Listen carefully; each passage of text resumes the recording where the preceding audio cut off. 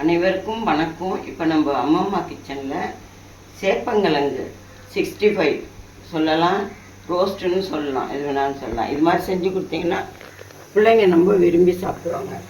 இந்த மாதிரி சேப்பங்கிழங்கு குக்கரில் போட்டிங்கன்னா 3 விசில் விடுங்க போகிறோம். அதுக்கு மேலே விட்டிங்கன்னா கொல கொலன்னு ஆகிடும், உரிக்கவும் முடியாது, பொரிச்சு எடுக்கிறதுக்கும் கொல கொலன்னு இருக்கும். இல்லை நீங்கள் சும்மா சாதாரணமாக ஒரு பாத்திரத்தில் போட்டு வேக வச்சா கூட இந்த மாதிரி பதமாக எடுத்துக்கோங்க. 3 விசில் விட்டிங்கன்னா போகிறோம் குக்கரில். அதுக்கு நம்ம தேவையான பொருள்லாம் போட்டுக்குவோம். கொஞ்சம் இஞ்சி பூண்டு விழுது போட்டுக்கலாம்.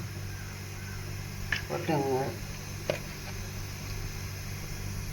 இதுக்கு தேவையான உப்பு போடுறேன், 1 ஸ்பூன் போடுறேன், 1.5 ஸ்பூன் போட்டுக்கோங்க. உப்பு உரப்புலாம் சேர்ந்தால் தான் நல்லாயிருக்கும். இதுக்கு தேவையான இது காஷ்மீர் சில்லி தான், 1 ஸ்பூன் போட்டுங்க. நல்லா உப்பு உரப்பு சேர்ந்தால் நல்லாயிருக்கும், அதுக்காக தான் நம்ம போடுறது. இதில் 1 ஸ்பூன் கொஞ்சமாக, ஏன்னா இது சேப்பங்கிழங்குல கொஞ்சம் அரிப்பு இருக்கும், அதனால் கொஞ்சம் தயிர் போட்டுக்கோங்க. போட்டுக்கிட்டு மைதா 1 ஸ்பூன் போட்டுக்கோங்க. அதனால 1.5 ஸ்பூன் போட்டுங்க, அப்போ தான் நல்லா பிடிக்கும். கடலை மாவு கொஞ்சம் போட்டுக்கோங்க. இதுக்கு தேவையான 1.5 ஸ்பூன். கொஞ்சம் நம்ம இதுக்கு கார்ன்ஃப்ளவர் மாவு போட்டுக்கணும், அதே மாதிரி 1.5 ஸ்பூன். 2 ஸ்பூன் கூட போட்டுக்கலாம், 2 ஸ்பூன் போட்டுங்க.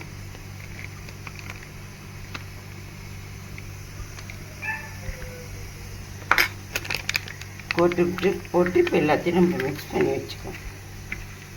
தண்ணிலாம் ஒன்றும் ஊற்ற வேணாம், அந்த தயிர் போட்டிருக்கோம்ல அதுலேயே ஊறிடும். பிள்ளைங்களுக்கெலாம் 65ன்னு சொல்லி கொடுங்க, சிக்கன் 65ன்னு சொல்லி கொடுத்தீங்கன்னாவே சாப்பிடுவாங்க. ஏன்னா ஆம்பளை பிள்ளைங்க சாப்பிட்றது ரொம்ப நல்ல குட்டு. இது ரொம்ப குட்டு, ஹெல்த்தியான. ஏன்னா நல்லா ஊறட்டும். ஊறினதுக்கப்புறம் நம்ம இதை என்ன செய்யறதுன்னு பார்ப்போம். 1/2 மணி நேரம் ஊற வச்சுக்கலாம். ஒரு 10 நிமிஷம் ஊறினதுக்கப்புறம் கொஞ்சமாக இது மாதிரி கொஞ்சமாக தண்ணி தெளித்து நான் பெசரி வச்சுருக்கேன். இது மாதிரி நல்லா பெசரிக்கங்க. ஒரு 10 நிமிஷம் நம்ம தண்ணி தெளிக்க நம்ம எல்லாம் போட்டு ஜாமான்லாம் போட்டு ஊறினதுக்கப்புறம் ஒரு 10 நிமிஷம் கழித்து இந்த மாதிரி நல்லா கொஞ்சம் தண்ணி சேர்த்துக்கங்க. தண்ணி சேர்த்து கொஞ்சமாக இந்த மாதிரி பெசரி வச்சுக்கிட்டு அதுக்கப்புறம் நம்ம பொரிச்சோமோ வறுக்கிறோமோ நல்லாயிருக்கும். அது ஒரு 1/2 மணி நேரம், இன்னொரு 10 நிமிஷம் ஊறிடுச்சு, இன்னொரு 20 நிமிஷம் ஊறினா போகிறோம். அதுக்கப்புறம் நம்ம செய்ய ஆரம்பிச்சிடலாம். இப்போ நல்லா ஊறிடுச்சு. இந்த மாதிரி கொஞ்சமாக எண்ணெய் வச்சுக்கோங்க. எண்ணெய் வச்சுக்கிட்டு லைட்டாக சூடு வந்ததும் இது மாதிரி போட்டுங்க. இது எங்கள் பேரண்ட்ஸுக்கு எனக்கு ரொம்ப பிடிக்கும், அதனால தான் நான் போடுறேன். உங்கள் பிள்ளைங்களுக்கும் இது மாதிரியே செஞ்சு கொடுங்க. இது மாதிரி தனித்தனியாக எடுத்து போடுங்க, அப்போ தான் ஒன்றோட ஒன்று ஒட்டாமல் இருக்கும்.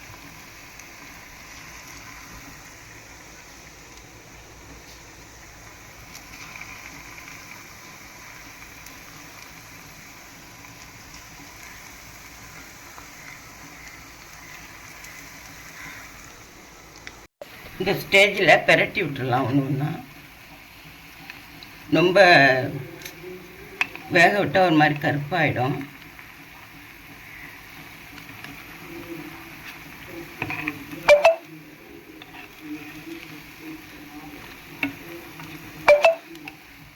இது மாதிரி உங்கள் பிள்ளைங்களுக்கும் செஞ்சு சேப்பங்கிழங்கு சாப்பிடாத பிள்ளைங்கள்லாம் இந்த மாதிரி செஞ்சு கொடுத்தீங்கன்னா சாப்பிடும். இது பிள்ளைங்களுக்கு ரொம்ப நல்லது, மலச்சிக்கல் உள்ளவங்களுக்கு ரொம்ப நல்லது. உங்களுக்கு பிடிச்சா இந்த மாதிரி சேப்பங்கிழங்கு 65 பண்ணி சாப்பிடுங்க. அப்படி இல்லைன்னா நம்ம ரோஸ்ட் பண்ணிடுறேன். இப்போ ரோஸ்ட் பண்ணுறதையும் உங்களுக்கு நான் காட்டுறேன். இன்னும் கொஞ்சம் வேகணும், ரொம்ப வேக விட்டிங்கன்னா ஹார்டாகிடும். லைட்டாக வெந்தால் போதும், அந்த மேலே இருக்க கோட்டிங் முருகுனா போதும்.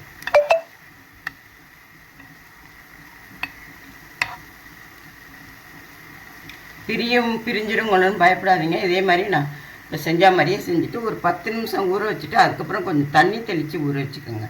அப்போ தான் உள்ளே நல்லா சாகும்.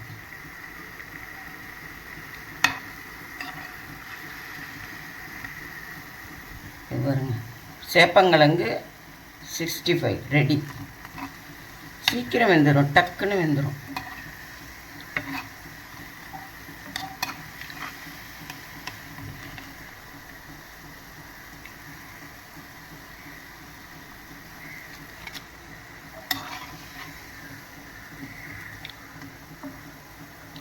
நீங்கள் சிக்கன் 65 சாப்பிட்ருக்கலாம், காலிஃப்ளவர் 65 சாப்பிட்ருக்கலாம், சேப்பங்கிழங்கு 65 இன்றைக்கி சாப்பிடுங்க. எப்படி இருக்குது பாருங்கள், சேப்பங்கிழங்கு 65. சாதம்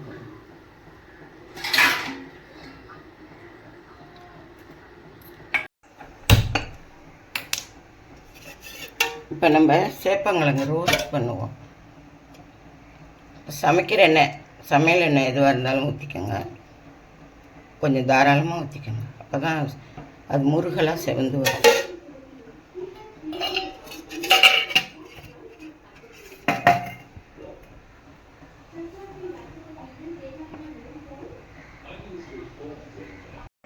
இதில் கொஞ்சம் கருவேப்பிலை,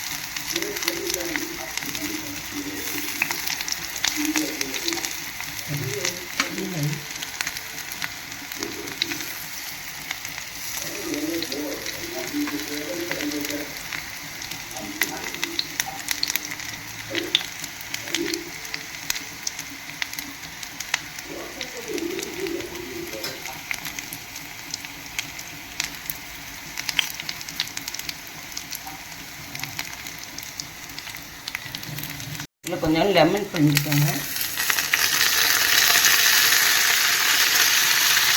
இதில் உங்களுக்கு தேவைப்பட்டால் கொஞ்சம் லெமன் பிழிஞ்சுக்கோங்க. நானும் கொஞ்சம் லெமன் பிழிகிறேன்.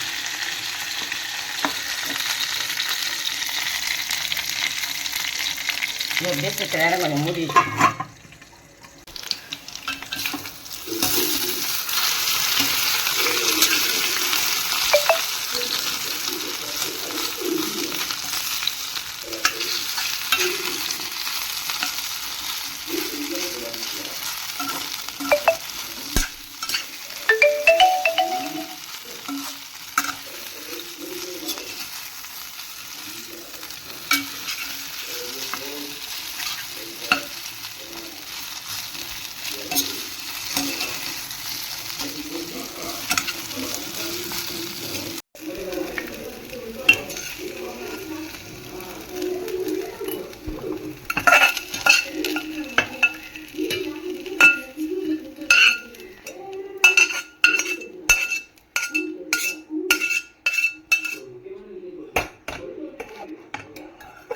சேப்பங்கிழங்கு ரோஸ்ட் பாருங்கள் எப்படி இருக்குன்னு.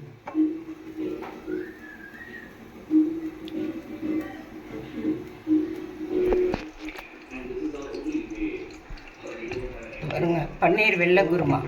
இந்த சேப்பங்கிழங்கு ரோஸ்ட்டுக்கும் பன்னீர், பச்சை பட்டாணி போட்டு வெள்ளை குருமா, கேரட், இது மூணும் போட்டு வெள்ளை குருமா பண்ணியிருக்கோம் பாருங்கள். இந்த வெள்ளை குருமா நான் ஏற்கனவே வீடியோ போட்டிருக்கேன். இந்த இன்னொரு வாட்டி பன்னீர் போட்டு செய்யும்போது உங்களுக்கு வீடியோ போடுறேன். இந்த சேப்பங்கிழங்கு ரோஸ்ட்டுக்கு அப்படியே அவ்வளோ அருமையாக இருக்கும். செஞ்சு சாப்பிட்டு பாருங்கள்.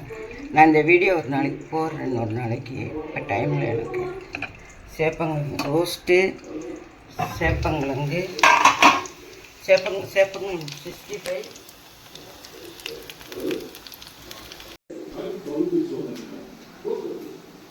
ஓம் சாய்ராம்.